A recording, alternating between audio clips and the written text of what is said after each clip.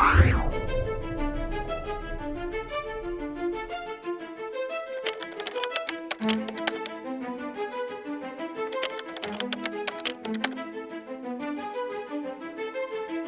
everybody out there in comic book land. My name is George Serrano, aka The Don. And if you're watching this, you can only be here for one reason: a brand new episode of Major Discourse, where we talk to the people in the comic book space and find out what really makes them tick. I am never alone. I am joined by Alex Garcia, aka the Comic OG. Alex, tell the people what's up. Hey, I just got to Miami, guys, and the first thing I had to do was start this interview. And I got some co-hosts, so if you hear some barking, it's some pleasant co-hosts. Cool. Let the dogs out, indeed.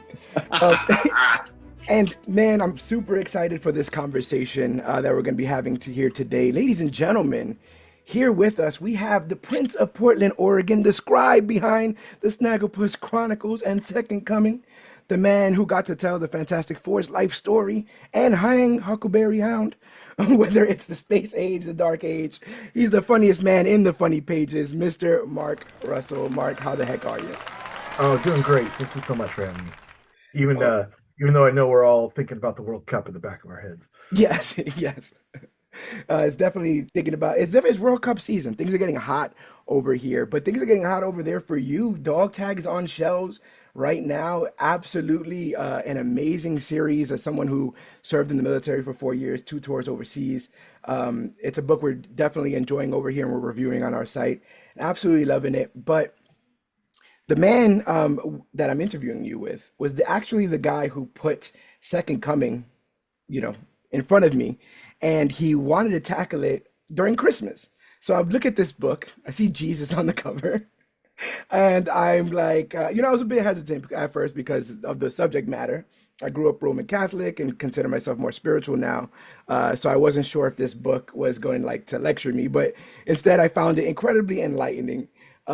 I just kind of wanted to have you walk me through the creative process of getting that book made and what the reactions were like as you both promoted and released it. Because again, when he was telling me about it, I'm like, this is bonkers. And as I read it, it was one of those books that I think really builds community, because as I'm reading it, I'm just tapping my friend on the shoulder every 5 minutes going, look at this. Can you see? Did you see this? Look what he just said. Look what's being depicted here. Jesus is in prison.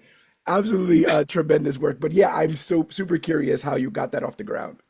Yeah, that's a mystery to me too. It sounds like the worst idea anybody in comics has ever had is like having a comic where Jesus Christ shares like an apartment with the world's greatest superhero. Yeah. But I think maybe that's why it got approved, because it just sounded unlike anything else. Like, I pitched this to Dan DiDio and Marie Javins at DC as a Vertigo title initially. Mm-hmm. And part of the problem with my pitch was that I was pitching it as like a Superman title. It's like, oh, it'd be Superman.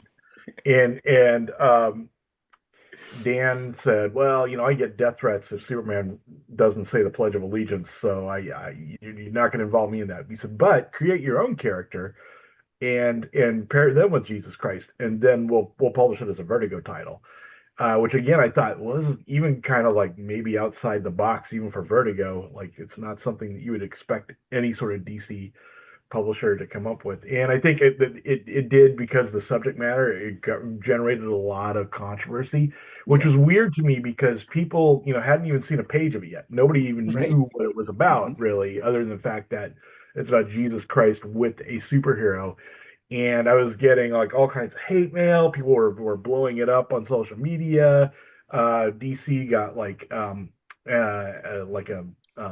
angry. They got like a bunch of petitions, like I'm about to say like a letter campaign against. Yeah, you. like they got like over 250,000 people signing this petition for them to drop Second Coming, which is way more people than ever read it. Yep. And so at some point, Dan came to me politely. He's like, well, the heat's getting a little hot in the kitchen, and I think, it would be, if you were to publish it with us, we would need to basically sort of take a lot of the stuff out. And so I said, well, he said, but we would be happy to release it to you if you want to take it to another company. And I thought, that's great, because, this way I get paid twice. Yeah. So they very graciously let me keep the money and then also keep the rights. So I took it to Hoy. And Ahoy, they leaned into everything I think DC was sort of scared of, and that's Mhm. what kind of made it work. The fact that like they were kind of like they wanted me to double down and like really sort of like make this as much of what I wanted to do as possible. So they added, they made the first issue 30 pages long, which allowed me to like really make my mission statement with the first issue. Like this is what the series is and what it's about. And it's not just like a gimmick. It's not just like a gag. It really is about how uh, far Christianity has veered from its mission of making lives of people better to becoming like sort of a power institution on its own right, which Yeah. I think is kind of what the comic is really about. It's about how when institutions fail because institutions accumulate power, and instead of using that power to do the things they were designed to do, they just accumulate the power to protect the institution's ability to accumulate more power. That's why churches fail. That's why nations fail. That's why businesses fail. Hmm. And what I wanted to do is have a character in the form of Jesus Christ who's like, well, no, it's not about these institutions. It's about people. It's about like you should always be your religion, your belief system, your whatever you're doing. It only matters if it's aiding out and improving the lives of the people around you. And he's kind of the reminder of that fact. And I think it's something that also is like what makes superheroes relevant. It's Yeah. like you need to be showing people as a superhero how you radiate power out to those around you. How you don't just you're not just like the silo that where the power is the end in and of itself, but how you use this to make lives better. How you use this to increase the amount of power that people have over their own lives. Yeah. And No, I another, mean, go ahead, brother. no, for me, I remember all that controversy, and that just made me want to read the book even more. Anytime a book is banned, I'm like, ooh, I really need to read it. I am very much a Christian, and I don't mind challenging my beliefs. So when your book was announced, when it was DC, I said I'm getting it. And then once it was Ahoy, I was like, I want multiple copies. I don't care. I said, who's this publisher? Ahoy? I said, let's go. I got a new publisher to collect because if they're willing to do what DC's not willing to do, they got some cojones. And the book is amazing, and that's why I brought it to George. And I said, we have to cover this. We have to talk about this because even mentioning it in church, it was so funny to see how you're willing to read that. I said, if a comic book is going to change my faith, then I'm faithless. That's also So, Yeah, that's a good point. I mean, it is sort of just, if playing with the house's money because anybody, who's going to like lose faith because of it, it's like probably didn't have much to begin with. And I think the people who see Christ the way I do in the comic, their faith is only going to be strengthened by it. mhm. And I feel like one of the things that the people who generated the controversy didn't get was that this is not like an anti-Christian book. This is not No. like making fun of Christ. In fact, he's the good guy. He's the one who's like sort of the one I wish people would listen to. yeah.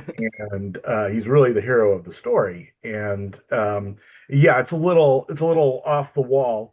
I mean, it's a little not what you'd expect to ever read in church or in school. But then I feel so much of what is great about what Christ taught in the Gospels is something you would never hear in church again. Something you would never hear in like a mega church or see on Fox News or anything like that, Yeah. because it doesn't serve institutions, because it doesn't like help the people who are accumulating money and power. In fact, it's very much a condemnation of them. Yeah. That's, I think, why I dug it so much is that you can tell there was still a reverence for Christ in it, and that it was kind of pointing out how we multiple institutions have twisted his message for their own personal gain. Was this a radicalization you experienced in your own life, where you grew up religious or studied theology, and then was kind of like, "Hey, we've kind of missed the boat here a little bit." Yeah, totally. I, grew up in a very sort of fundamentalist evangelical household. And I think I realized fairly early on in life, like in my teen years, like this was not for me. In fact, I feel like it was destroying more people than it was helping around me. It was just sort of like crushing people's spirits and their ability to think for themselves. And it was turning us into cannon fodder for political movements that weren't necessarily even aligned with the religion that we were practicing. But it's like, well, here's a group of people, and they all tend to believe the same thing. And if you could just get them animated and get them like up in arms about something, they will do whatever you tell them to without thinking. And I found it really kind of insulting that people approached us this way. But I can understand why they did, because it worked, and so I kind of lost my faith, and I kind of assumed that because the religion I brought up, and I kind of now saw as a scam, or as as sort of like a confidence game, that the Bible must be too. And it Yeah. wasn't until I started working on a book called God is Disappointed in You, which I Yeah. rewrote the Bible, that I realized that they had just gotten the Bible incredibly wrong. There's a lot of wonderful wisdom. There's a lot of great things in the Bible, and particularly in the teachings of Christ, and in the Gospels, and the letters of the apostles, Mhm. that it really deserved to be taught, or at least read as it was originally intended, not as it being filtered by through a Budweiser ad campaign or something. Yeah. And so that's kind of what I want to do with Second Coming. It's like, well, if Christ came back 2,000 years later to Earth, he would be amazed and appalled at what a Christian church looks like, or what is being taught as Christianity, because he Yeah. bore no relation to it. And in fact, I think in the very first issue or second issue, there's a moment where like somebody's like lecturing him on Christianity, and they're Yeah. like all these verses that were written by the Paul, and Christ is like, Paul, who's Paul? Who's this Paul guy? What's he saying about No, me? Because right. that's true. Christ, Yeah. Jesus Christ never met Paul, and Right. Paul's But the road to Damascus, on the road to Damascus, yeah, Paul's big claim to authority was that, well, I had a dream, or I had a vision about Christ. But yeah, so it's kind of like Christ just sort of like learning just what exactly has been done with his teachings over the last 2,000 years, and not being at all happy with it, and then having to set up his own church to sort of counter the narrative. Yeah. It I think that's what was so eye-opening to me about it was how I love the angle, and this is as displayed in the actual book, right? That Jesus has this empathy towards us that maybe God lost somewhere along the way Yeah. in all of his righteous anger, and that empathy is something that I think humanity needs, and but there's no price point on it, right? It's not Right. valuable for societies to have that empathy, because then we band together and then we Right. evolve, and it's much easier to Yeah, kind of it's separate like us. it's one of the weirdest things. One of the, maybe I think it's the biggest evidence that we are actually living in an alternate timeline. That this is not the world as it really should be, or but like we're living in some weird alternate timeline where Christianity became the official religion of like a third of the world, Yeah, because it was just a small group of followers, and in a niche even within the Jewish religion, which was itself small, and hardly anybody practiced it, even in the first century AD. For that to somehow take over the world, or to have like 3 billion followers, is insane. And it largely happened because Roman emperors converted to it, and hmm then once they converted it to it, then much of Europe was converted to Christianity. And then once the age of exploration happened, and Europeans started conquering vast swaths of the rest of the planet, that's how Christianity got spread, which is the least Christian way imaginable to spread Christianity. It's yeah. sort of bizarre irony that here's a religion about empathy and love, and you better believe it, or I'm gonna stab you. Yeah. I saw, yeah, sometimes across my news feed, I get, the occasional clip from a, extremist, let's say, news organization. And I saw them, I'm from New York, I live in Florida now, but I was just amazed by the whole, like, sort of mayoral run of Mamdani and how well he's doing for the state over there. And I saw somebody in bad faith being like, he's Muslim, and like, uh, I don't understand this idea. He probably just wants to make everyone Muslim, or kill them. That's not something that Christianity's ever done. And I'm like, wait a minute, Yeah. wait a second No, here. I feel like this, like sort of like Christian nationalism, white supremacy, all these sort of nationalist movements are all based upon a horrible misunderstanding of history. Yeah, It's like your understanding of history must be go back in incredibly shallow dimensions. If you imagine one that you've always been on top, and you're evolution's final answer, and two, that you're the good guys and that nothing horrible has ever been done in your name. It's like Hmm. you need to go back to school, my friend. I love the juxtaposition that they are the all powerful and superior, yet are still simultaneously being held down by the weakest members of society that they Right. view. Yeah. No, I feel like this is what a lot of politics has become, particularly in this sort of like, these sort of like nationalist movements, is like realizing on some level that what you're proposing is a genocide or what you're proposing is like evil, but then trying to feel good about it by recasting yourself as the victim. It's like, Yeah. Yeah. oh, if we don't do this, women's basketball will be in ruins, or Yeah. oh, Yeah. if we don't do this, Muslims will take over Texas. They'll introduce Sharia law in Texas and Florida, Right. Yeah. which is not going to happen, not in a million years. But they No. have to No. claim it will to make themselves feel like their ethno nationalism is somehow an act of self defense rather than just persecution. Yeah, whatever I guess helps them sleep at night. And I think, after Second Coming, I've now taken in Space Age, Dark Age, Life Story, a bunch of your work. And I think what resonates to me so much is a lot of the stories carry this underlining theme of like humanity constantly getting in their own way. Yeah. Hmm. So what is it about our current trajectory as a species that compels you to keep pointing out that absurdity, I guess? Well, I think that we're very susceptible to flattery and manipulation. And so Okay. I feel like most people want to do the right thing and they want to feel like good people and they want to help others, but they're so susceptible to people who are telling them like you are history's great victims, or you are you really should be running things. And I feel like that leads people down these terrible pathways where they're no longer serving their interests. They're in fact, they see their duty as to do something that feels like just on a moral, emotional level, like wrong to them, but they figure it must be okay because it's serving this greater cause. And I feel like that's exactly backwards. It's like there's a great line. I forget which one of Kurt Vonnegut's novels, where he says, "Your soul is what tells you when your brain isn't working right." That's such a And good line. it's like if you're Hmm. doing something that seems wrong to you, or that feels like this isn't right. It the duty, your moral duty is not to turn that off because you need to fulfill this like mission or this cause that you signed up for. Your moral Right. duty is to reevaluate the mission or the cause that you are on, because you know on some level that this is an inhuman act that you would never tolerate if it was being done to you.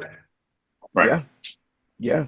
Yes. Even with like your whole take on the military and dog tag, as somebody who served, again, I felt like I was in a better position in my life because the military gave me money and took me out of out of the poverty of Brooklyn and let me see the Yeah, world.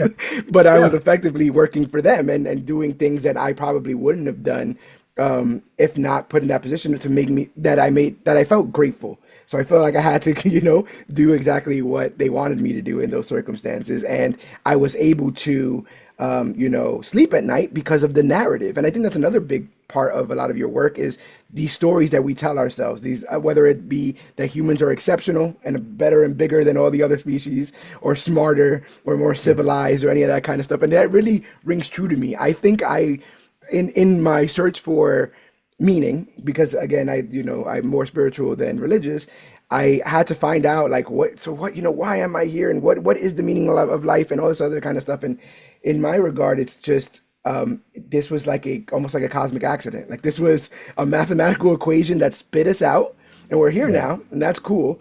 But the progress forward is working together and treating ourselves better, because everyone on earth is doing this for the first time. No matter how old you are, everyone is having this life experience for the first time. But I didn't realize how insidious some of the institutions that we've learned to trust, because we needed guardrails, we needed rules, we needed, sort of an order to things. I didn't realize how insidious that those places, people would be. And I feel like now maybe it's just because I'm getting older, but it feels like now it's more transparent. And maybe it's not me getting older. Maybe it's just the laziness of it all. What's your take? Yeah, well, I want to say something you brought up earlier about we we I think a lot of people see like religion as being an opposition to science, or that it's like you either believe in God or you believe that we're just nothing, that we're here aimlessly. And I don't think that's true at all. I Hmm. think that if you recognize that, like, well, the breadth of the universe, how billions of years old the universe is, and as far as we know, we're the only creatures in the universe. I'm sure there's probably others out there, but as far as we know, we're the only creatures out there that can really understand, like, oh my God, we're out here alone. It's like we're having opinions about the universe, and we're seeing the universe from a perspective, and we know that there's galaxies and planets. And to me, this is like, as far as we know, there's only 8 billion or so creatures capable of contemplating the universe in the universe. And that Hmm. makes each and every one of them incredibly precious. We're each like the rarest sort of material in the universe. And that in itself is worth valuing. That to me in itself is like divinity. The Yeah. fact that it's like this rarity of matter that's able to perceive itself and recognize that it's matter and wonder at that, and like look around and see how vast the rest of the universe is. That's not it. Doesn't make me feel small or insignificant or detached from God at all. It makes me feel like kind of in awe of Hmm. the thing that I'm part of. And I feel like that I would call it sort of pantheism, or but I feel like that's the kind of sense I want to give to people. It's like being, alone on this tiny little planet, one of the only a few creatures that like can, communicate through language and extrapolate about the universe, doesn't make you like small and irrelevant. It makes you like this incredibly rare diamond that can't be found anywhere else. And I wish we would start treating each other like that. Yeah. Because Yeah, we're I all on know. this planet together. Go ahead, Alex. Yeah, it's that's what I got from your book. From the first, I read the first two volumes of Second Son. I never got around to the third. My apologies. I do want to. But yeah, It's like there. It's waiting for you. oh, I know it is. I know it is. I know it is. And it's actually kind of tough to find. Um, I always look for physical. I hate digital. That's another conversation.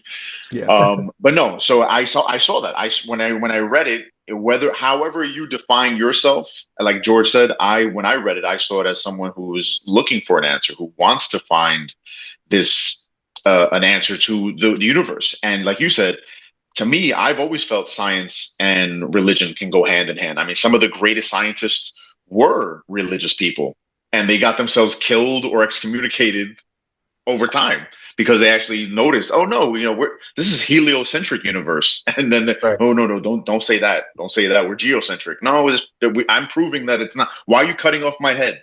You Yeah. know, and so stuff like this has constantly happened, and it's not to put down God. It's almost trying to commune with Him. We're looking at it like, hey, God help me understanding. I feel like God is sitting there going, here, I want you to better understand me, but I've you're only given going you to all the better understand. tools. Like Right. put the puzzle together.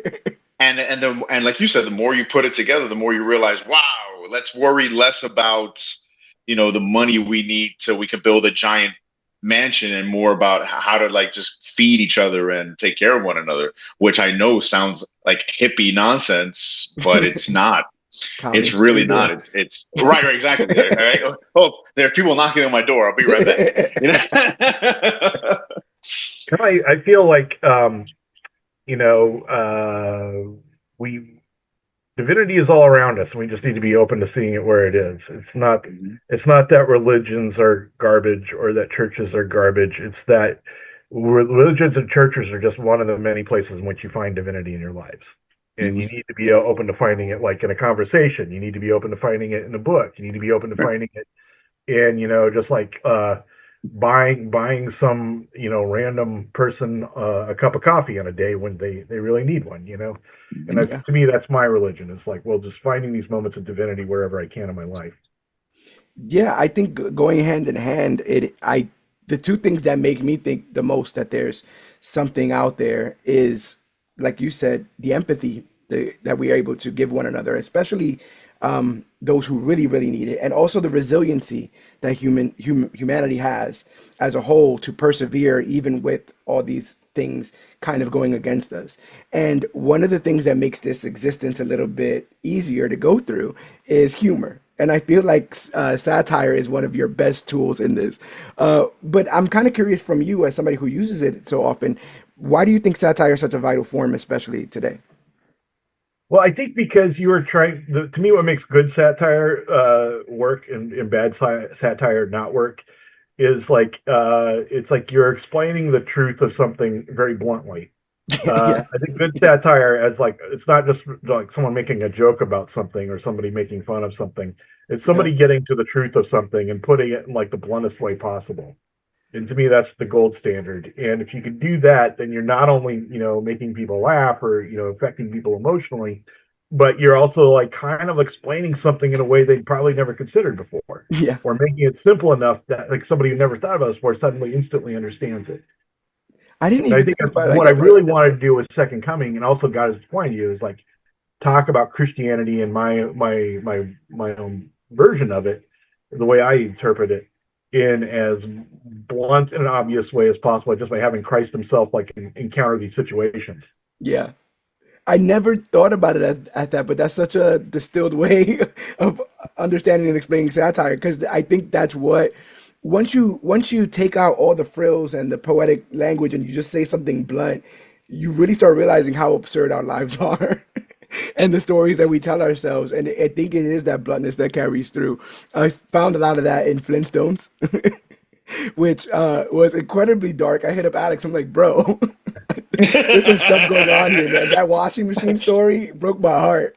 Oh, well, Absolutely good. broke my Yeah, heart. I kind of wanted people to. This was kind of the whole point of it, was that I want people to like see it like an appliance, like a household appliance, and feel like it's a member of the family. Because Yeah, I feel like the central problem with civilization is that we see people who are a member of someone's family, who are like, friends and loved ones, and we treat them like they're an appliance. We treat, it's like Mhm.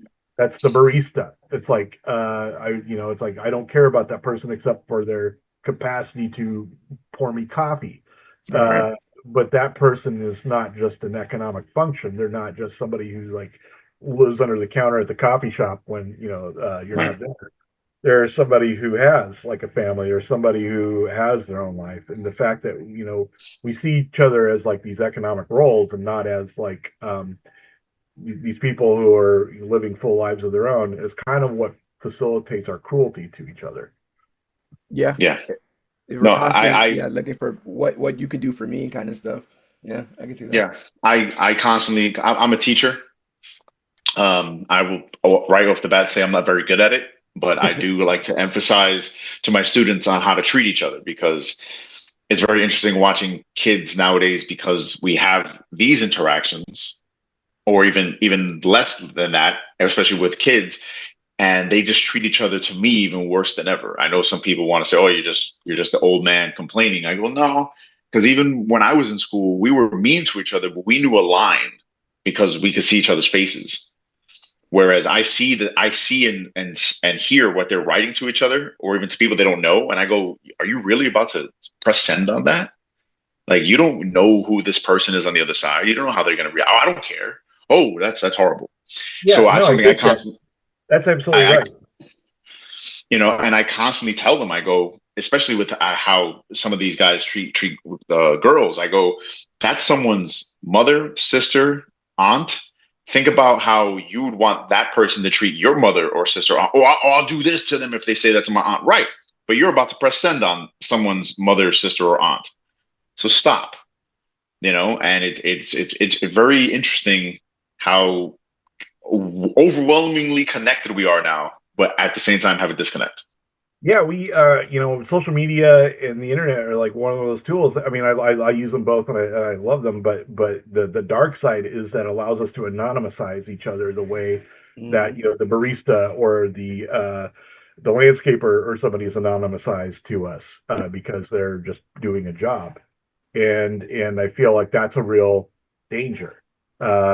Because if it's like, well, somebody who's just like an avatar, and for all we know, they're 10,000 miles away, you're not going to act with that person the same way you would if you were in a coffee shop together talking. Right. Hmm. It's like you're going to feel emboldened to say some things to that person that you wouldn't say if you were together in person, not just because you're afraid to punch your lights out, But just because, when we encounter each other in person, we understand that's a human being in front of us, and we're more polite. We feel like, we see that this person's got maybe some health issues, or we ultimately sympathize with somebody that we see more like ourselves, as like just a normal human being just schlepping their way through life, than we do if they're like this sort of anime based avatar, an Yeah. anonymous Yes. account. That almost feels like you're interacting with a vending machine or something. Right. Yeah. There's also this Yeah. the I mean, commodity with cruelty nowadays, right? Where you can get paid for being cruel. You can get paid for being, Yeah, all the incentives are like weighed in the favor of jerkiness, yeah. jerkdom. I can't stand it because something that we emphasize here on this channel, which is why we're wearing these shirts, is the idea that everybody is worthy. Treat people with respect and give them a chance. Whereas nowadays, it's all like clickbait and rage bait of, Yeah. I'm angry. What are you angry about? You know? Well, and I feel like, yeah, the algorithm is like sort of created outsized rewards for hatefulness and for ignorance. Like it's sending us Mhm. in exactly the wrong direction, because it's like if nobody's making videos about how the Earth is round, because everyone just sort of assumes, well, of course, it's like, I don't need to watch this. I get Yeah. it. I learned this in first grade and in school. But Yeah. if you're making a Our video about how the Earth is flat, you're going to get like probably 100,000 people watch it because it's mind blowing. It's like, oh yeah, it's like, tell me more. This is like exciting, and it's iconoclastic.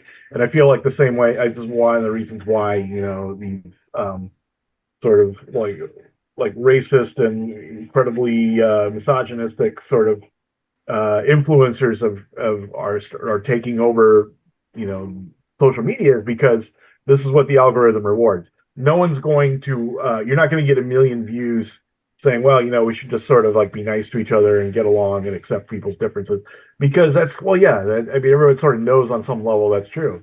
But if you come on saying ethnic group X needs to be eradicated from the earth, then people might watch that just because they want to feel naughty, or because they want to feel like, well, I want to hear what this person has to say about it because it's so unlike what I've been told. Yeah. And it's sad because it's like all the incentives are currently breadcrumbing people away from the basic, connective tissue that allows us to coexist with each other. Yeah. There's also seemingly this new pride in anti-intellectualism. Like, Oh my God. like Yep. there's Yeah. this new thing of like, I, I hey, I call it don't I know call it that. I I call don't it care. reality TV. I call it Yeah. reality TV.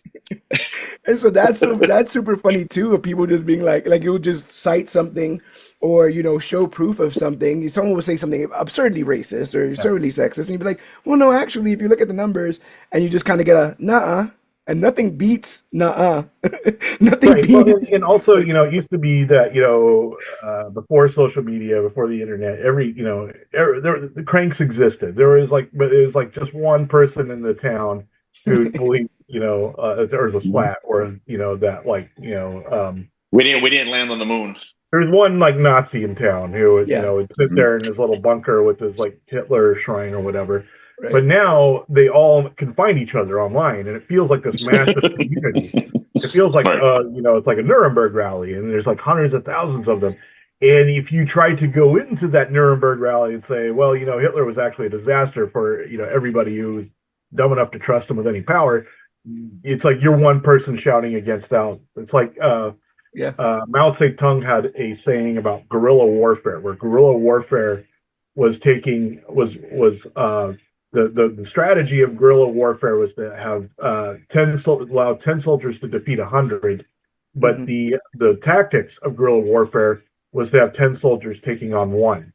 So it's yeah, like, even though you're only a guerrilla force of like 10 soldiers, you're fighting a force of 100, you try to isolate them one by one and kill them, the Mhm. enemy, one by one, and that's how you defeat a larger force.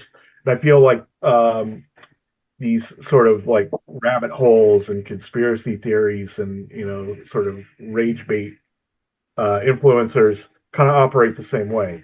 They realize they're a minority in the world overall, but if they can create a space in which they're the majority, then they can kill off dissenters one by one. Yeah. It's also creating a permission structure to have some of the worst thoughts that they've had, or, Right. allow some of the worst actions to occur with their permission because, well, that guy just pointed out to me, yeah, maybe those group of people ain't that great.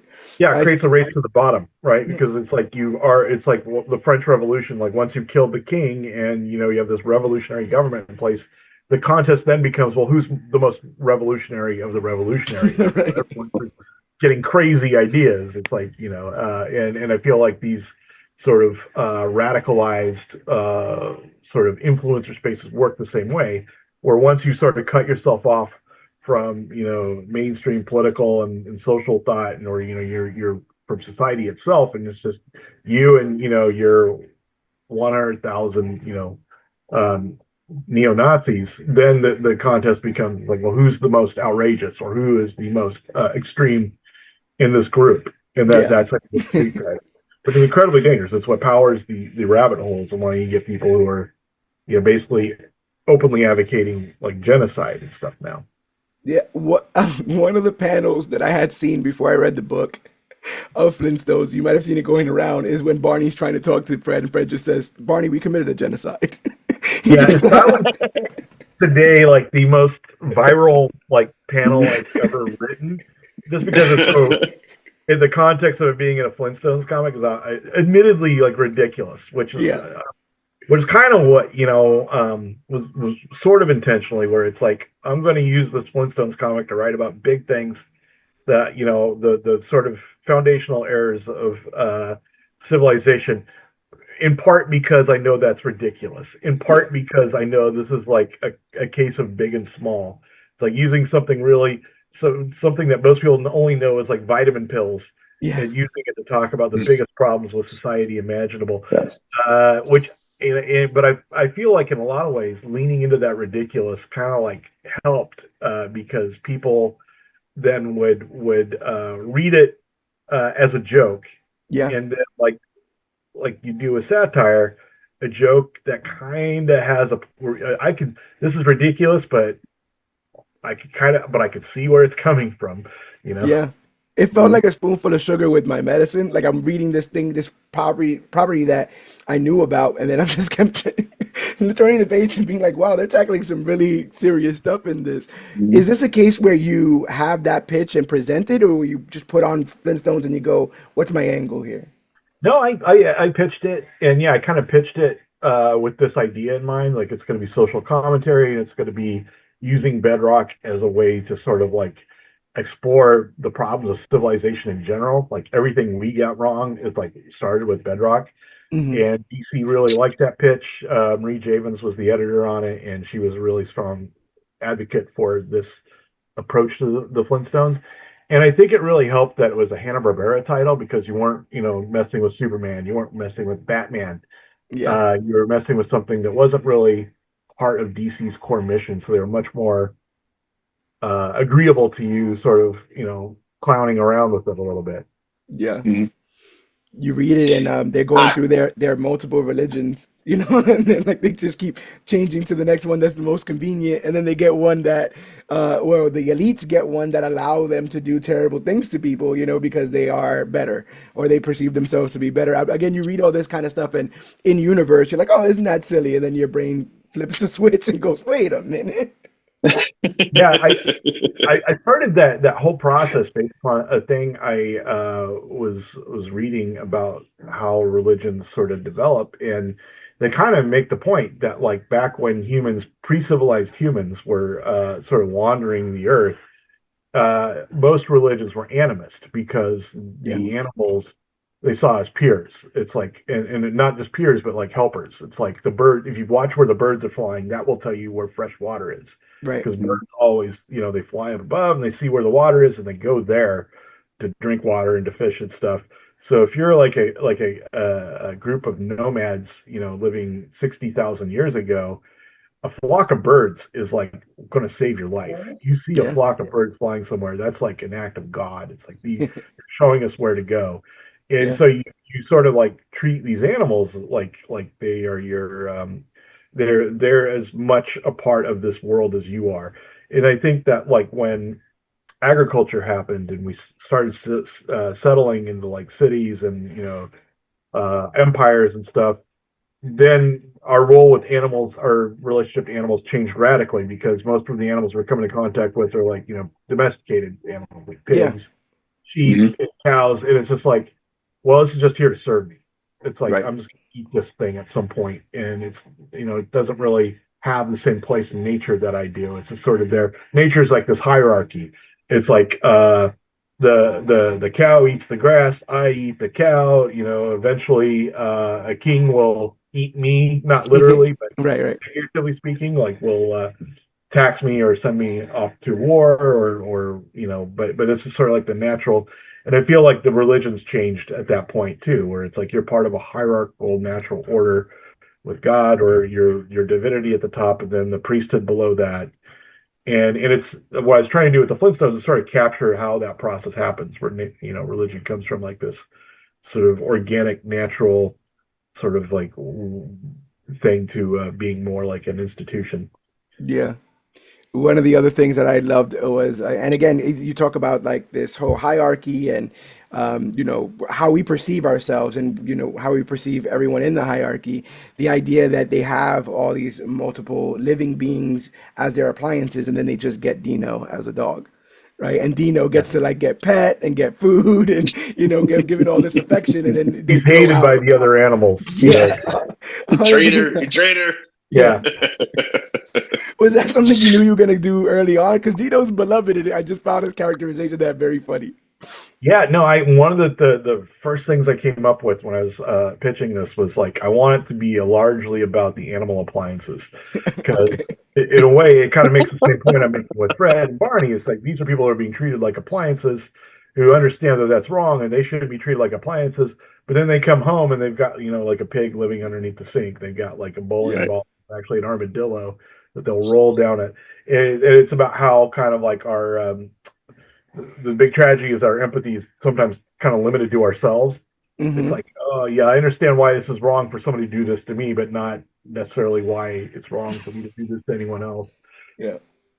Yeah. Though I between that and then again, as a former soldier, the whole idea of the tree people and villainizing them and creating this narrative that then emboldens a bunch of people to do something absolutely terrible. And even with sort of hindsight and seeing like finding the doll and realizing that there's children here, so obviously this was a civilization, not a militant sort of group that was trying to take over. Just is really apt because I do think as information continues to be spread, as people continue to look back in our history, the stories are not really lining up with the facts in regards Yeah, to I how feel we. like the national mythologies of countries, kind of like rewrite what actually happened to, again, like I mentioned earlier, to make you feel like you were acting in self-defense when you obliterated these people, or they would have done the same to you, or to create a narrative whereby you can do horrible things and then still feel like good people, and Yeah. I feel like that's kind of what most myths, nationalist or otherwise, kind of do is like this is why it was like you had no choice but to do this horrible thing that you did, or well, your ancestors did this horrible thing, but it was good because it allowed you to now have all this land, or what. Yeah. Well, And yeah, it's I not mean, unique. manifest destiny, baby. Yeah, right. It's not unique to the United States or any Right. It's other not. It's not. country. It's just It's sort not. of this ongoing process of human history where you create this huge crime to take the resources of another group of people, and then you create a mythology to sort of. Yeah. No, we can't let the tree people get a nuke, is what I'm trying to say out of all But this you stuff. see this a lot in the United States, where it's like colleges and schools like name their mascots after off of the tribes that were once there. Oh yeah, yeah, yep. Got obliterated, and it's like done as an honorific, but really it's just sort of like underscoring the fact that like yeah we sort of did you dirty. Yeah. No, 100%. Um, you also tackled Snagglepuss. which was another sort of dark reimagining of the classic cartoon. Before we get kind of into that process, did you have a bunch of like personal history with the old Hanna-Barbera stuff? I was raised, not raised, but like when my mom went to work, I was dropped off at my grandmother's house for several years of my development, and she would kind of just sit me in front of the TV as the Hanna-Barbera cartoons would kind of just rotate. And so I have a fond memory of all these characters, even though I don't remember them past being like two-dimensional, which is Right. why these books I found so entertaining. That adding a third dimension just fleshed out the entire world. But is that another case where there's a list of characters there, and you go, I know Snagglepuss, I'm going to tackle that because I have some sort of history with Yeah, it? well, back when DC, they had the rights to all these Hanna-Barbera characters. I didn't know too much about it. Most of what I knew about the Hanna-Barbera characters were, yeah, just from like snatches of cartoons, or like Laugh Olympics, which just sort of brought them all together into one thing. Wacky races, baby. Yeah, Wacky Races, yes. Yeah. Uh, but the Snagglepuss thing actually started because I was writing these things on social media on Facebook that were just these dialogues between Snagglepuss and Huckleberry Hound, as if they were like sort of Southern Gothic, writers. This William Faulkner talking to Tennessee Williams, and I just thought it was kind of a giggle. But then Marie Javins was reading it, and she said, your Snagglepuss comic is approved. Go ahead and just start." Then I think, oh my gosh, I actually really need like a story. I need a story Right. just to go Yeah. with this. And so I thought, well, what do I know about Snagglepuss? And it wasn't much really, but what I did know was that he was a gay icon, number one. Yeah. This pink mountain lion, he became like a symbol of gay rights, and two, he was obviously a cat with a background in theater, Hmm. because his two catchphrases, "Heavens to Murgatroyd" and "Stage Left," are both theater things. Yeah. So I thought, well, why would he be in cartoons if he was like a theater person? And that's kind of when the whole story. Well, he was in theater, but then he got blacklisted because of the House Un-American Activities Committee in the 1950s, which Hmm. is why he went to this brand new field of television cartoons, which didn't really care, wasn't really watched yet. And Snagglepuss, in fact, did start. He debuted in 1959. So I thought, okay, well, that's my timeline. I'm going to have this story lead up to 1959 in his debut as a cartoon character. Yeah. And that juxtaposition of like having him be a gay icon, but obviously he couldn't have been a gay icon at the time, even if they wanted him to be, because society wasn't ready for such a thing. And So so, it sort of leans into, yeah, the first cracks, the burgeoning of the gay rights movement in yeah. New York, which really centered around the gay bars, because they were persecuted, so they had to have their own sort of spaces where they could meet, and they were regularly raided by the police, and a lot of them like paid protection money to the mob or to Hmm. the cops themselves, and this is kind of what created the foundation for a rights movement. The fact that like we have a meeting place where we're talking, where we're interacting, and when the cops come here, they're the minority. When the cops come here, we're the more powerful group, Yeah. and it's kind of what begins this process of like claiming your identity and your rights back, even though you are only maybe 3 to 5% of the population. And going back to like the absurdity of it all, you have an entire group of people that's like, "Hey, don't do that here," and then, "Hey, they're doing that over there." Yeah. It's like, well, what do you want? Right. Yeah. What's the Right. eventuality here? What's the end goal here? Did you know that you were going to make Quick Draw McGraw like the kind of the Judas in this? No, it sort of came about one of the few directives I got when I turned in my pitch and also the first issue of the script for Snagglepuss was when it was the last thing I expected DC to say, but it was like, could you work in more Hanna-Barbera characters? Oh, And so then I like, oh yeah, well, and I thought like Quick Draw McGraw would be a good one because he's, how did he get into cartoons? I thought maybe he started out as a cop, and so he like has a facility with a gun, yeah. and sort of like, and then like Squiddly Diddly, and Peter Potamus, like Yeah. what roles they would play in Snagglepuss's life. But it really kind of began to take form as a broader story in my mind once I kind of got that directive, like you need to work in more Hanna-Barbera cartoon characters. Yeah. Yeah, super interesting. Alex? No, I really like that era of DC. That was a lot of fun to see my childhood characters, and when they were initially um, announced, I am very much anti-spoiler when it comes to everything, whether it's trailers for movies or solicitations for books. So it was really funny how DC leaned into the comedic aspects when they did like the crossover ones, when they did like the Batman and Elmer Fudd or Yeah. Harley Quinn and the Big Red Monster, Gossamer. But then your books were very satirical and like slyly political. It hit me hard, and I was telling George because George, you read all of the Flintstone stuff, Yeah. I think, right? Yeah. I had to stop because I was like, man, I was really enjoying just the silliness, so I had to stop reading your stuff because it hit too hard. It hit too hard. It was too much in my face, but I appreciated that. I told other people when they come in the shop, what do you think of Flintstones? I go, if you don't mind politics or being challenged, pick up this book. I stopped reading after issue two, though. So just you know. I loved it. um, Yeah. I yeah, I'm really really liking the stuff you're doing now with Dynamite. Because speaking of licensed properties, I'm not Dynamite. I apologize, Mad Cave, because Mad Cave and Dynamite are just doing great works with the licensed products, and the what you're doing with Racer X is just wonderful. I'm a big Speed Racer fan. I know you at one point were a Speed Racer fan, and my co-host over here, he's a little hungry. Onyx, I got you. But were you talked about? I know you talked about being a fan of Speed Racer from the '60s. Were you a fan of the Speed Racer from the '90s? No, Do you I remember never that saw one? it.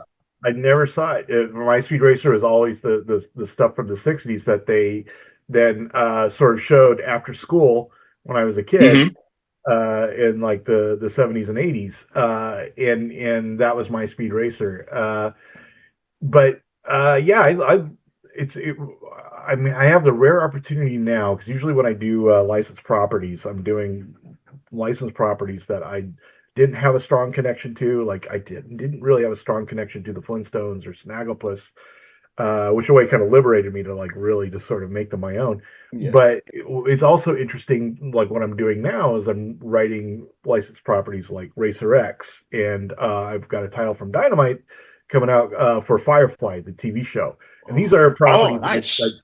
yeah, it just was announced recently, but these are properties I do have a strong connection to that I loved, and so it's nice to be able to write things that I actually I know all the ins and outs, I know all the characters, and I know and these are characters I would love to write. yeah. Yeah, I'm no, think. I mean, I had heard that the Firefly thing was happening. Again, I avoid spoilers until they're like right in my face. We do a preview show here, so I usually wait until it's officially announced to get into that. I didn't realize your name was attached to that, so that That's is me. that is really really awesome. Yeah, And and a book that I'm having trouble finding that I want to get into is Vanishing Point.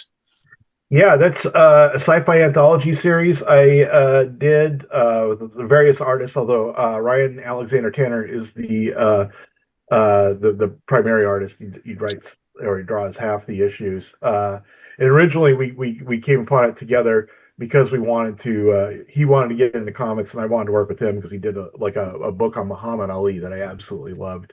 So this was going to be like Mm. sort of our comic together. But him and his wife had a baby, so then that took away like a lot of his time. So he had to bring in some other artists. But I really feel strongly about that series. It's sort of like if they let me write the Twilight Zone, all Awesome. these individual sort of sci-fi anthology stories. Each issue tells its own story and it has like a twist at the end. And I just thought it turned out really well. So I'm glad you got a copy.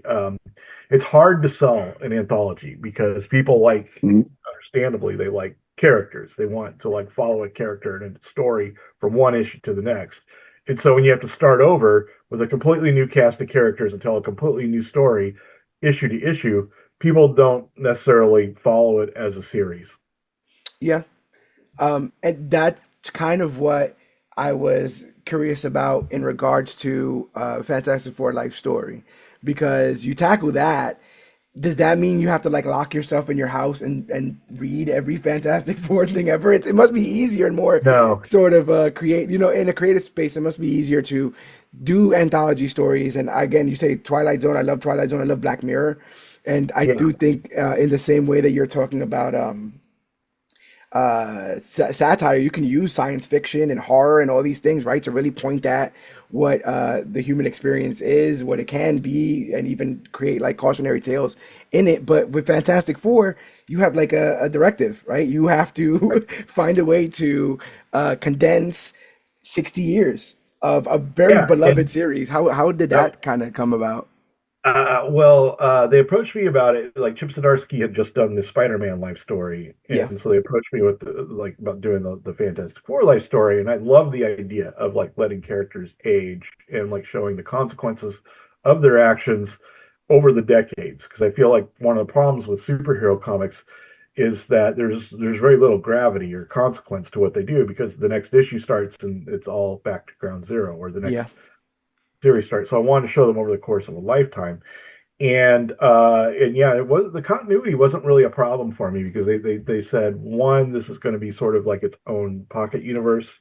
It Hmm. doesn't necessarily have to be grounded in continuity for the series, and also because uh, that's the editor's job. The editor's there to like, Yeah. no, you can't, you've gone too far. You can't do this. This is like not in this is not in character for this person, or this is not something that is even remotely close to being in continuity. And I did get a couple of those notes, but it was nice to have an editorial team that was much more familiar with all the different iterations of Fantastic Four than I had been.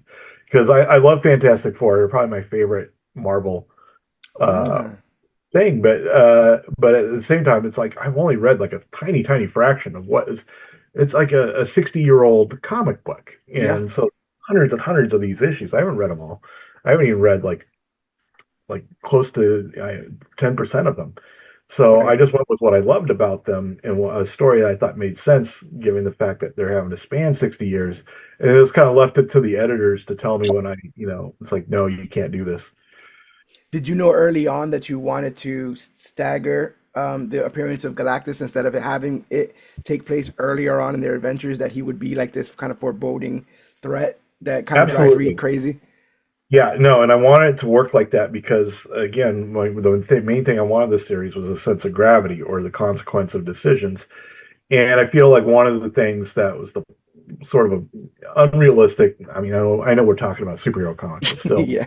the idea that you're battling different, invaders from space every week just Right. feels like it takes away all the consequences and gravity of all the, it's like, well, it's just something we do, like, laundry or something. We Yeah, yeah, battle. yeah. Whereas if you had this one sort of existential threat that you knew is like probably going to be the end, because there's like, how do you fight something like Galactus? Hmm. And you know it's coming, and you know it's coming like at some point in like 50 years or something. What that would do to you, what that would do specifically to Reed Richards, who feels like personally responsible for the fact that like Galactus found out about the Earth and like found its next meal, Yeah. uh, and how you would have to devote your life, and that would how Galactus would become kind of his Moby Dick, where it's like it's me or the white whale. Yeah. Yeah.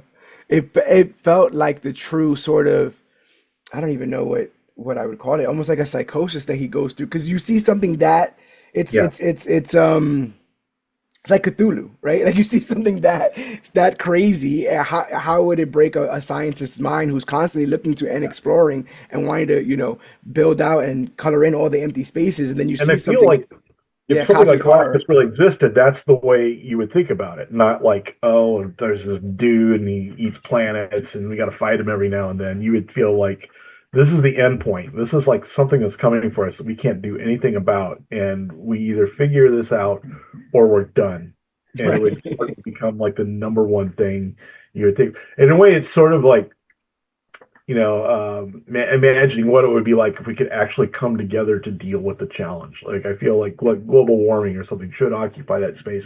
It should be our Galactus, but it's so much harder to get people to agree that the threat even exists. And I wanted to show that in the comics too, where like there are people who just are flat out Galactus deniers. It's like, Yeah. this thing is Galactus. It's like this is just something, remade up.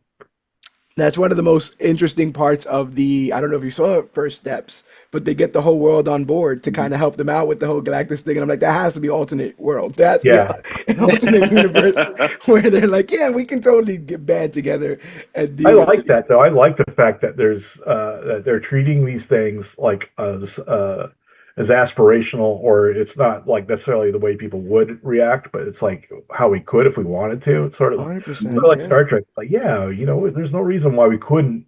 Yeah. If we're talking about the Well, I smartest of mean, us and the best of us, like that should be Yeah, the eventuality.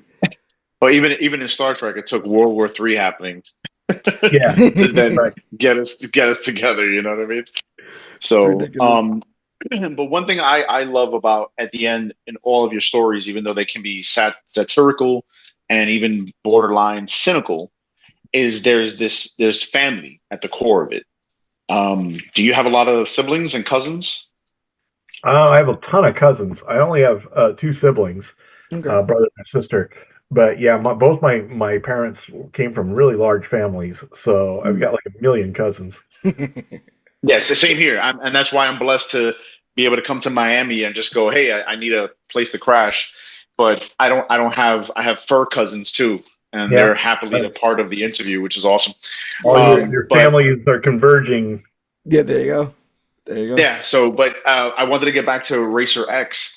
One thing I'm loving is I love how the whole Rex, he essentially fakes his death, but now he finds out about speed, and he immediately just shifts his whole life again because it's like, yo, I got to help my brother. I love that. I love that because whether you're military brothers, which I know like George knows about, like I've seen that aspect of that brotherhood when it's you guys can be separate from one another for years, and then you call upon each other and you jump into action. And the same thing with me and my siblings or even my cousins, where it's just like, yeah, I haven't spoken to you in 3 years, but I really need your help right now. And they jump on it. And to me, that always reminds me of kind of like the bigger story that you were talking about with like Fantastic Four and everything, is how humanity can come together. And I'm really, really enjoying Racer X in that aspect. And because I don't think even in the original, quote me if I'm wrong, I think you're a bigger fan of it than I am. I don't ever think Speed ever finds out about Racer X being his brother, right? Yeah, no, in the cartoons he never finds out, and But are we going to find out? Are they going to have that moment in the comics? there's going to be that moment in the comics, but not in my comic. There's that moment in the main Speed Racer series. Okay, okay. Propose? You're giving it to propose? Come Oh, on. No, well, he's it's the great. main He's series, great. but it does happen, and yeah, but I feel like in a lot of ways it makes more sense for my comic, which is more sort of No. noir-esque and just sort of more about the dark reality, for him to remain with sort of guardian angel figure who can never reveal his true identity, almost like Batman or something. Yeah. Yeah. Yeah. No, I will. So our Rex and Speed will have that moment in Speed, but maybe your book will have Racer X and Pops getting that moment. I can't say I don't want to spoil, but yeah, I feel like it's a very gratifying end. I feel like the Yeah. second volume of Racer X, which is stronger than the first. I feel like it I gets I better. am I am I am loving it.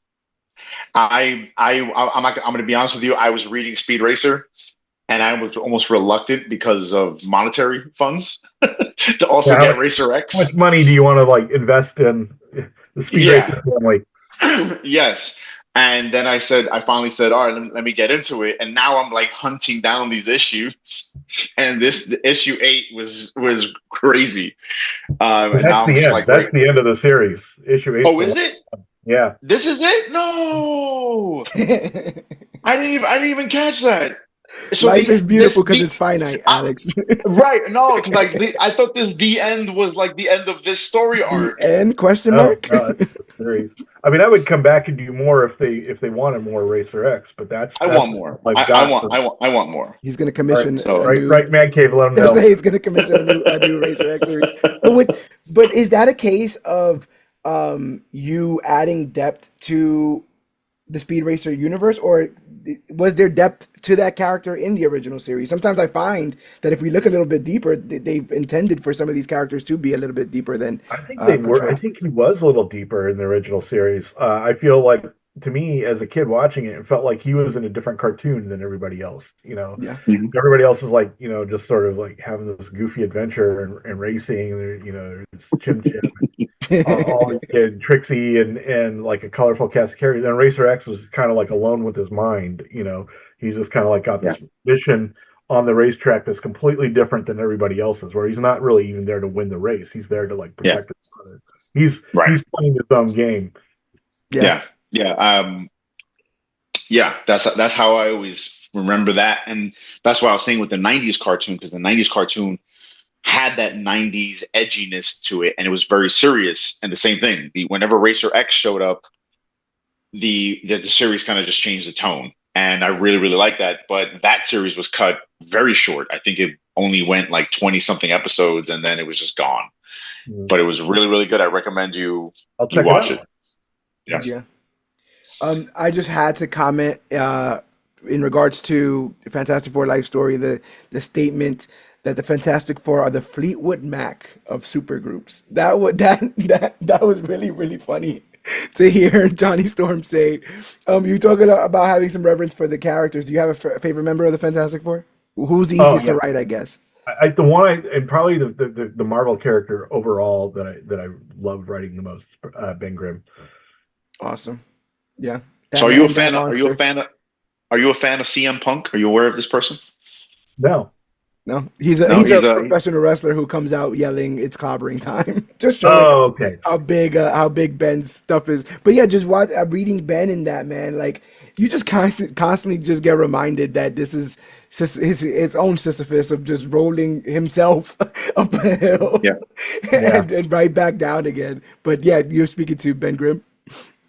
Yeah, and I love his perspective, and I love the fact that he is like a tough guy, but also a tough guy with like a lot of heart and like a lot more to him than just you know his strength. Yeah, And when I wrote the series, I wanted each issue to be from I wanted them to take turns as being the narrator of that decade. yeah. So like the '60s is narrated by Reed, and then the '70s is narrated by Sue. '80s is written narrated by Johnny. Hmm. But I think my favorite issue was the one that Ben Grimm narrates, the '90s. Yeah. I like he was like everyone dresses like they work on the docks here in the 90s. Yeah, that's the way I felt like as a Portlander. I feel like that way sometimes. It's like it's like everyone feels like they should be like a dock worker, a blue collar worker, but they're all just going to like some they're all going to Wyden Kennedy or something. They're all going to like an IP farm. Yeah, yeah. But I feel like from the success of being able to tackle something like life stories, how you get stuff like Space Age and Dark Age, was it hard writing for like two of the biggest comic book characters of all time? Did you get like a lot of notes in those regards, or in the other direction, did you get a lot of mixed feedback from those stories? Um, I got a lot. I mean, I think I got a fair amount of notes, but most of the notes I got from the pitching process. Like I'd Okay. pitch the story, and they said, "Well, we can't do that," or you can't, or please consider this. Which I think is the Please. way to do it, because the more you can get sort of the rug pulled out from underneath you by editors, like at the beginning of the process before you're actually writing, not only are you able to course correct better, but it also they give you a lot of ideas. Like a lot of times these obstructions like actually become part of the series because you think of like creative ways to overcome that. Yeah. And a lot of times the notes they give you, instead of like, well, you're hampering my vision, they become the vision. It's like, oh, it's an insight to this character I hadn't even really considered, or oh, this is like so much better than what I had before because now they've got to deal with this thing. Yeah. And so I really appreciate the fact that there are editors in the big two that are kind of like the priesthood of these characters, and now Yeah. I have to have a much better understanding of them and their journey than I do. Hmm. And so I recommend anybody aspiring to write for like a big two title, find good editors and take them very seriously because that to me is like kind of the thing that like allows you to write a story that is one completely your own in your own sort of like voice, but is also recognizable to readers as the character they love. You don't Yeah. want it to be one or the other. It's like you don't want to be like your own thing, but not to be recognizable as the character that people love. And you don't want it to be like just another story about this character that kind of blends in seamlessly with everything that's been written about them before. You Yeah. want them both. And I feel the best way to get them both is to come up with the most unique vision you have for them, but then to be open to an editor or a publisher telling you, no, or being open to like, giving you some like rules and instructions that you then have to work with. That seems like an incredibly fine line to walk, right? Because Yeah. the fans will have their own expectations, especially if they love these characters, but you also don't want to just add another book to the pile that it's the same Right. old, same old. There's no point. No one wants that. I mean, I guess maybe some people want that, but they're usually collectors who aren't really reading the comic book. They just want to like Yeah. flip through it and make sure that everybody's okay at the end and then put it in their long box and never think about it again. Speaking of being No, okay I at the mean, end, little curious, sorry, Alex. Was there any hesitance to straight up killing everyone in Space Age? Was there a point in which this was supposed to be the more dire ending? Well, it was originally conceived with the idea that like this is in fact this was like when we were talking originally about writing a Superman title before I even had a story. Okay. The idea was like it was going to be tied to Crisis on Infinite Earths, and it was going to end Oh, in 1985. And the and so yeah, the guiding sort of vision of this was like, what would it be like to be Superman knowing that you were going to fail, knowing that the world was going to end in 1985 and there was nothing you could do about it. Um, and of course, it took some permutations in there, but yeah, the idea that everybody was going to die was sort of baked into the very concept of Space Age. okay, okay. I kind of got that feeling, and I was wondering if the whole clone thing was like a Yeah, way to and kind that's of have your something cake and that eat it was too. formed with editorial and their approval from the very beginning. So it wasn't like I had to fight for that or anything. Yeah, right. but it feels like No, the real. I Go ahead, brother.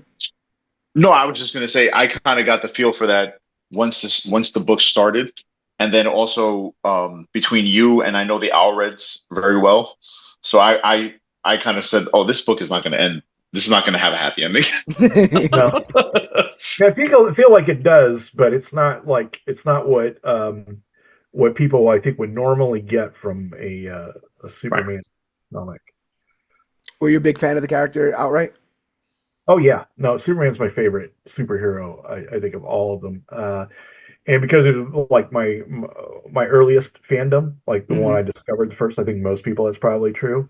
But also because I think he is like the ultimate sort of thought experiment. I think I like superheroes best when they work function kind of like thought experiments. And the thought experiment for Superman is what would you do if you could if you could fix the world, and how do you and remain a decent person?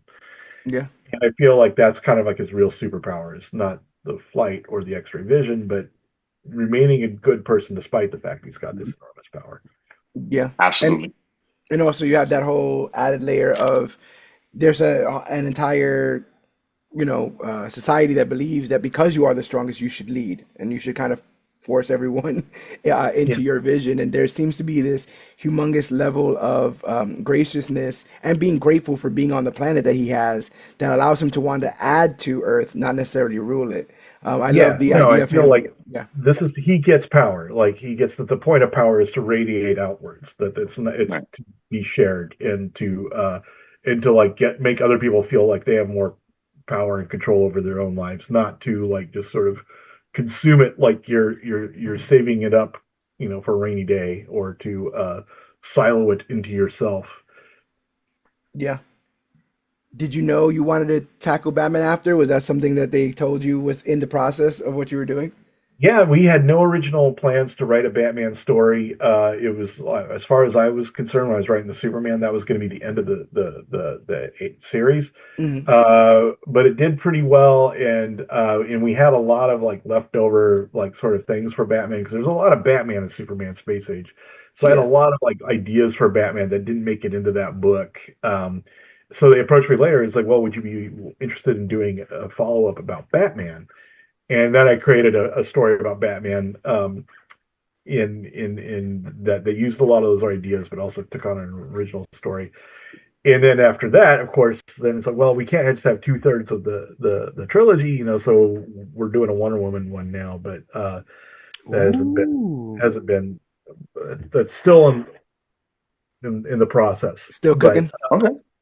but it yeah no they originally, it was just planned to be the Superman one, but writing that has spawned so many other ideas, and I'm glad we're getting to do more. Yeah. Hmm. Nice. I It thought was, we were just gonna get a sequel. I thought we were just gonna get a sequel, but a Wonder Woman one. That's gonna be fun. Yeah, no, I'm really excited for it. yeah. It's interesting that you were able to tackle both Batman and Superman growing up. In the 90s, I often say that we're the only ones that didn't have a Superman film in the decade. Since they Oh started yeah, making Superman films, the 90s is the only one that doesn't have one.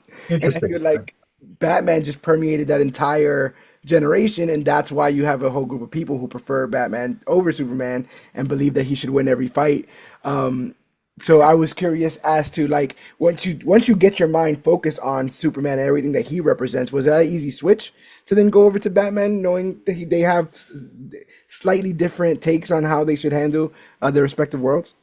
Yeah, and I feel like one of the reasons why I consider them such a good pairing is because they have almost exact opposite like sort of views of the world, and they're both good people. They're both well-intentioned human beings, but they have different backgrounds and different sort of views in the world. Like Superman is a guy who started out as a baby in space, like a person basically with nothing, and he found this loving family on Earth that then gave him everything. That gave him all. And I feel like his mission is about like repaying what he sees as the essential act of humanity, which is kindness. Yeah, And Batman's kind of like the opposite. He was a kid who was born with everything, had a loving parents, like had everything you could possibly want, and it was all kind of taken from him. And so his like mission is very much about like getting revenge on those people, and trying to like restore what was stolen. yeah. I never thought about it like that, but that is also very true about both of those Yeah. characters. The idea, and they would put you on both of those sides. Like, I often also make the joke that like Superman, not for nothing, passes for human, right? If he looked like John Jones and couldn't transform, I don't know if he would have gotten such a warm reception when he landed in Right. Kansas. But Yeah, with him only having his own life experience, why would he think humanity could be pessimistic or mean or any of those things? He got to live a very beautiful life with loving parents who showed him right from wrong and showed him how important it was to restrain himself and treat others with kindness and empathy and love. And it's almost that same empathy and love that got the Waynes killed, yeah. or And I think also Superman starts is much more invulnerable. Like people come to kill Superman and fail like horribly, so he yeah, can afford to be a little more generous. He can afford to be like a little more. Well, you tried, you did your best, buddy, but not going to happen. Whereas Batman started life as like a very vulnerable person, like a child whose parents have been murdered and was now kind of like a target himself. And so his perspective is very different. It's like his perspective is like everybody's potential threat. You have to sort of like plan everything in advance, because you never know where the knife is going to come, but it's probably going to come from behind you. yeah. And so it's a very different worldview than Superman. It that head on a swivel though can create a very pessimistic sort of worldview, right? Yeah. And so But I, and the I way I sort of tempered that was like in the Batman thing, it's because he believes in his father's vision of yeah, like this sort of like Gotham that works for everybody, and Gotham that's like modern and efficient and makes life better for everybody who lives there. and he feels like his parents were killed precisely to like keep that vision of Gotham from becoming real. So his mission is not just one of revenge or getting back, but also one of restoring this vision that would make Gotham like this great city. Yeah.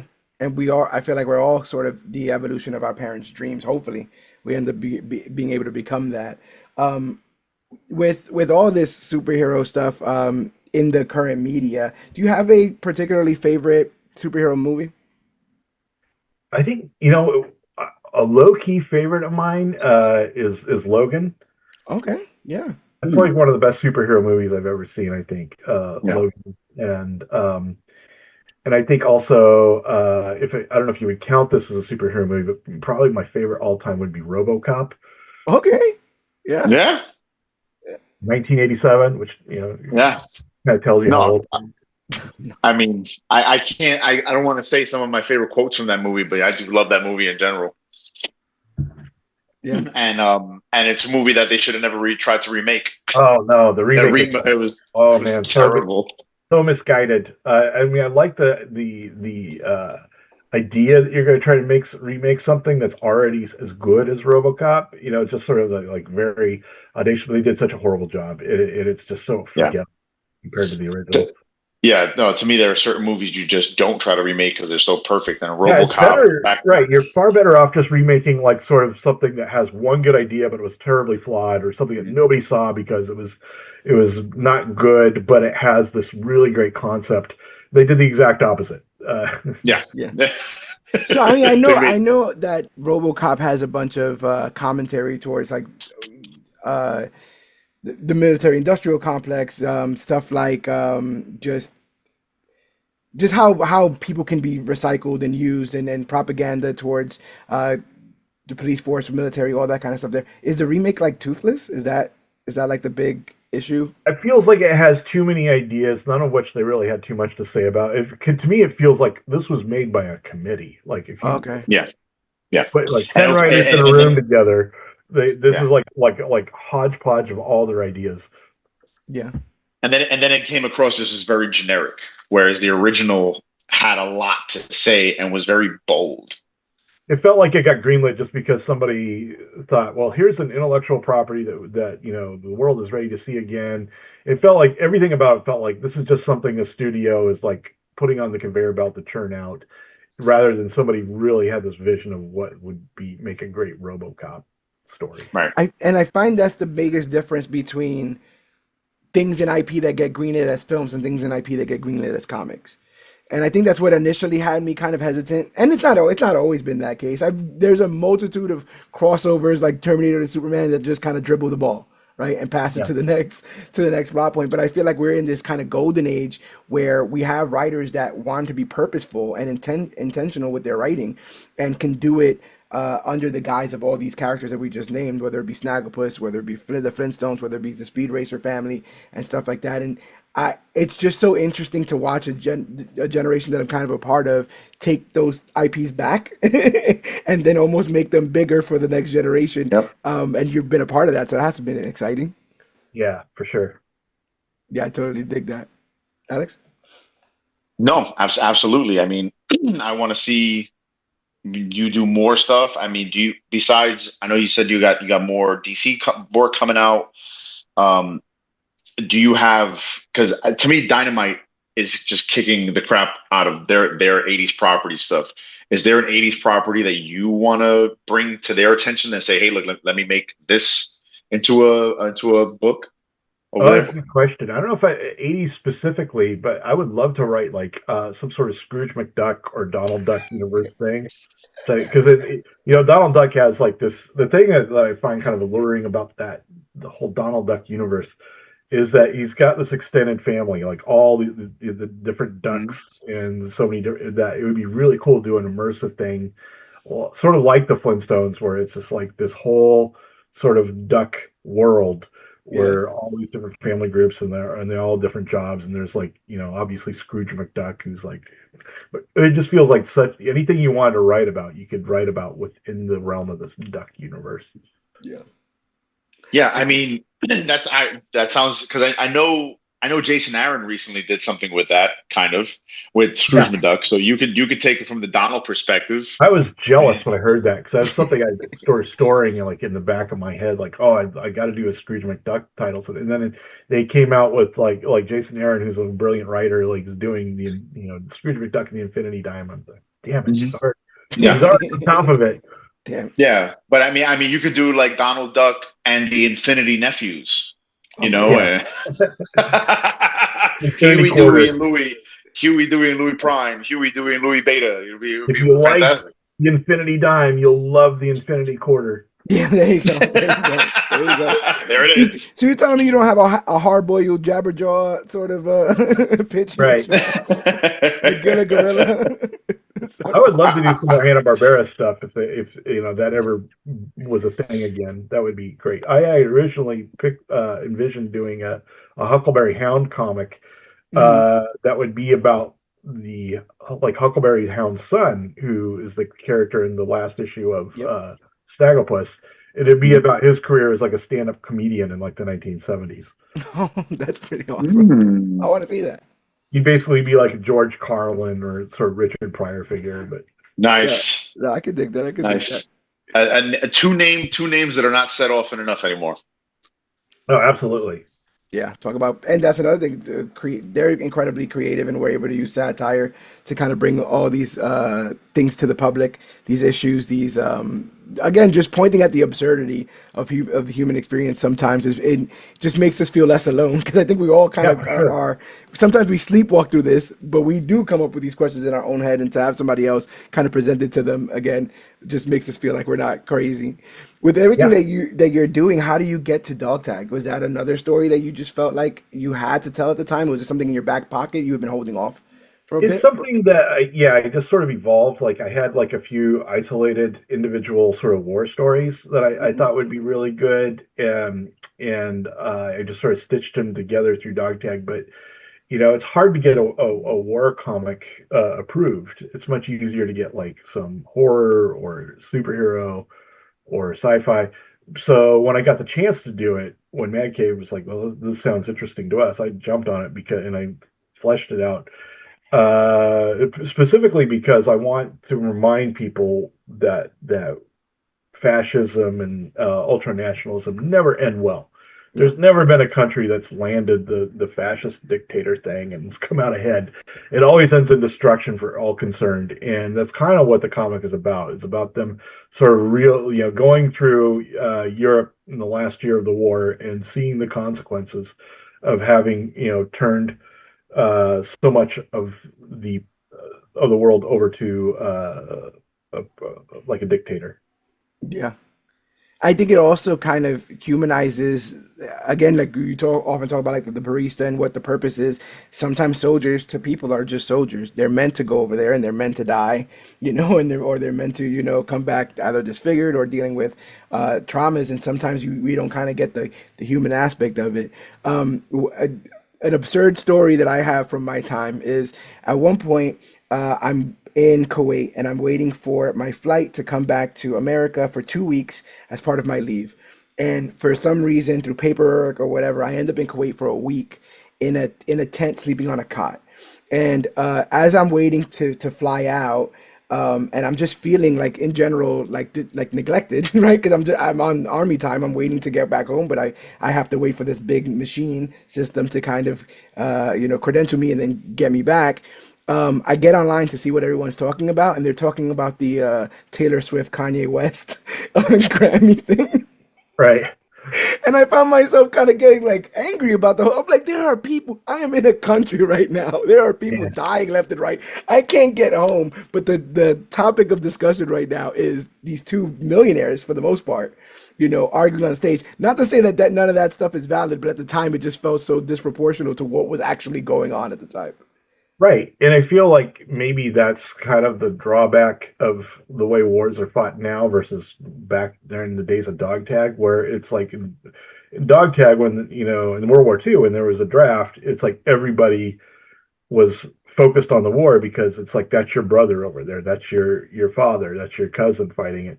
And I feel like one of the drawbacks of having a large military that's like volunteer based is that people feel like, well, That's a completely different thing. It's like that's just happening over there, and it doesn't affect me because they volunteered, and it's like not my it's not my son being drafted or whatnot, so I don't have to pay attention. It's just like almost like its own, like a separate operation. And I Yeah, feel like that's dangerous not only for the people who are fighting the war because they're kind of seen as like employees right. of United States Incorporated, but also it means we're probably going to get in some really ill-advised wars because you don't have to worry about people buying into the war, people like thinking, is this a cause I want my own son to die for? Yeah. People don't think about it, and it's a shame because it's like if something is consequential war, we should only get into because we it's so important that we are willing to send someone in our family to go die for it. Right. No, I think that's perfectly said because I do think that there is a dissonance. Like you're part of the same country that sent those guys over there to do, Mm-hmm. what they do, and then even in that, right? Like speaking again to hearing the hysteria that sometimes will come with mainstream media, there was a bunch said about like, oh, both the UK and America, we've got all these Muslims that are now just kind of like trying to flood our country and take it over. Why don't they go back where they came from? And it's like we bombed those places. Like we spent 20 years. And most of the Muslims who've come in the United States over the last 20 years came here because we fought these really stupid wars in Iraq Right. and Afghanistan. And then, like, and the only way we could even, begin to fight those is by having a lot of people helping us in those wars, who then could not go back to just living in Right. Afghanistan. Yeah. Right. So it's just weird No, to not get that cause and effect, or just to blatantly Right, blame it on them. But if you're not paying attention to what's happened, then you don't know right. why mhm, this is happening. Right. But If you right. view the war as like the garbage collection, or as like a construction project that's just happening on the other side of the country, then you're not going to really understand the consequences of it. yeah, Yeah. Yeah. No, I always think it's funny well, not funny. It's not funny, but when ironic. people watch, when people see, or yeah, ironic, when people watch the war happening, and I've literally had it where I've had to explain to people like, no, where they're fighting is like in the middle of their city. Hmm. So this is not like some risk map where we're just rolling dice and oh I took out two of your soldiers and you took out a tank. It's like no, they're fighting in where people live. So that's Yeah, why these people are now here because if they go back there, Yeah. they won't be there for very long. yeah. Yeah, it's like the Afghanistan war in Afghanistan, like ultimately the Taliban's back in power. It's like the people who are helping you, the people who are like translating or like helping logistically, the American forces over there, cannot live there without being rounded up and killed by the Taliban, who are now back in charge there. Hmm. And if you are going to say, well, we just don't want you in our country, we're sending you back, then good luck ever fighting another war. It's like good luck finding local people who are going to be willing to help you when they look and see like what happened to the last group of people who helped you. No, that's entirely what it is. I remember I left Iraq. Well, we left Iraq, I guess I'll say. It was the presidential mandate. Like Barack Obama had came up front and was like, "Where we'll have no troops in Iraq after December 31st." But we were there, and so I was like, is it over? And then if it's over, what did we do? Like, Yeah, what finished? We just decided we're gonna leave now, I guess. And then they went. Our commander told all of our loved ones, you heard the president, we're getting out of Iraq on December 1st, December 31st of the year, so that then when the year starts, we'll have no soldiers in Iraq. And obviously, we can't fly there, so we drove across the border from Iraq to Kuwait because of this mandate. And then we get to Kuwait, and they're like, yeah, we're going to hang out here for 6 months, just in case anything yeah, were to get fishy. And I'm like, what? What do you mean just like hang out here for 6 months? And again, Kuwait's a green zone. It's, there's nothing going on there. So we had to just like do military exercises and just make up reasons to be there for the surplus, for the money, for all the other reasons that war sometimes gets made. And so something like that kind of makes you disillusioned to a lot of what is yeah. being I could said. only Because, imagine. But yeah, yeah, I feel like at that point you're part of like a scam, or you're part of like something That's being done for reasons that are not what were advertised. Yeah. And I just getting back to Logan a little bit, he felt like he was being propagandized in the comics, right? He's like, these are not how the stories happen. These are not how any of how the thing goes. But you may have hit the nail on the head with calling Logan a almost perfect superhero movie, because I think ultimately the idea that you need to be, a paragon of virtue to do good, right, is not the truth. Right? There's a Yeah. lot of times where he's refusing the call of action because of who he is as a person and because of where life put him as a person. But ultimately, there is no bigger service in this world than helping other humans. Because ultimately, you'll need that help, and you'd want that energy to stay cyclical. You'd want to hope that when you trip, somebody's hand is out there, and that's why when you walk and see someone trip, you should be the one to stick your hand out as well. And I think him realizing that and finding purpose in helping others is a brilliant and beautiful lesson that more people kind of need to gravitate towards. I 100% agree. I dig it. I dig it. I dig it.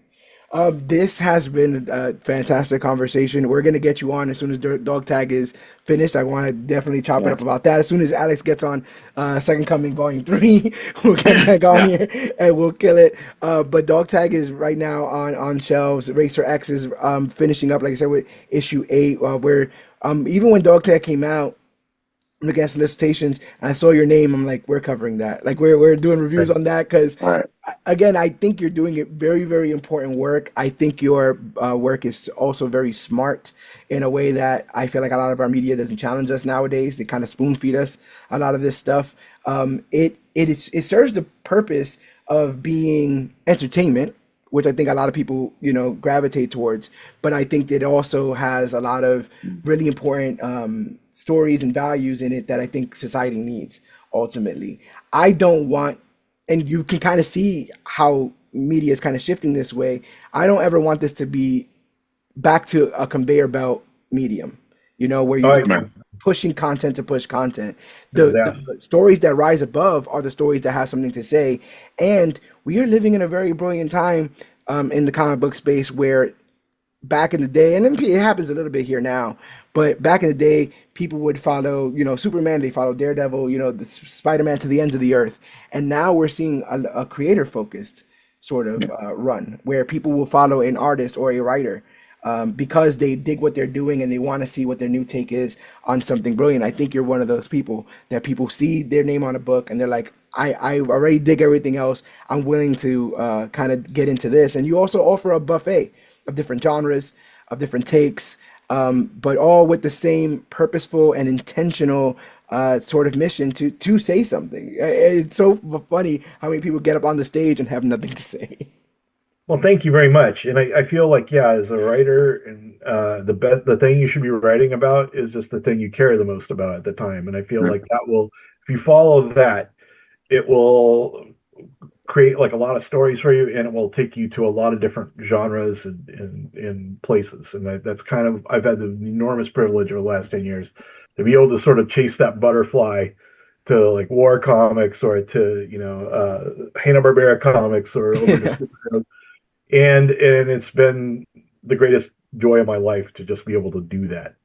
Yeah, we have the powers that be don't want us to connect the dots. And so when I read some of your work and you're like, the dots are right here, guys. Just take a line. They do Right. connect. Again, it makes me feel less low because sometimes even with this medium, I never want to give it sort of like the bigotry of low expectation. I never literary work at all. If someone put their work into it, their heart into it, they got something to say. So I never would just want to like pass it off as it's just comic books. I do Right. think that the best books are incredibly deep, and if you just dig a little bit deeper past the surface, you'll learn something not only about the author, but how the author views humanity. And it's not always a roadmap to what should be done, but ultimately it's a roadmap to what can be done. Especially if you want to believe if we are the biggest and the strongest, if we deserve our place at the top of this totem pole or this hierarchy, then we need to start acting like it. We need to start appreciating each other more. We need to start working together more. We need to start putting our petty differences aside and maybe put our money aside. Because golly, man, What a construct. What a made up sort of construct that we're absolutely shackled to at this point. I believe that if money wasn't such an issue and if all these other things kind of dissipated, we would lean more towards art. We would lean more towards expressing ourselves, our issues, and the human experience in this way. So I'm glad that you're afforded this opportunity to do so and a career that has allowed you to do so, because I think that comic books are in a better space because of the books that you write. And I know as a reader, I feel like comics are just better overall with that sort of messaging and that intention. So just want to Well, thank thank you you so much. first and foremost for that. And again, hopefully we get you back on soon to chat about Anytime. some more comics. I was about to say, I think this is the part where Alex usually asks, are you going to do any con appearances this year? Yeah, I'm going to be at San Diego Comic Con. I'm planning coming to New York, and I'm going to be down in Puebla, Mexico in August. Ooh. So those are my three big appearances I've got coming up. Oh, So also, I will de I'd be remiss not to mention Pacific Nerdwest up here in the Pacific Northwest at Okay. Bellingham, Washington, also in August. Awesome, awesome stuff. nice. I will definitely see you at New York Comic Con. Great. See you there. Yeah, yeah, Yes. yeah. But guys, like I said, pick up these books. They're all available. They're all worth your time. They're all worth your effort. Some great, great stories, some great cautionary tales. And again, just the absurdity of the human experience is something that you need to get your eyes on. But again, thank you so much, Mark. And on behalf of Alex, we like to leave all of these by telling the people that to remember that you, yes, you are worthy. Thanks, guys.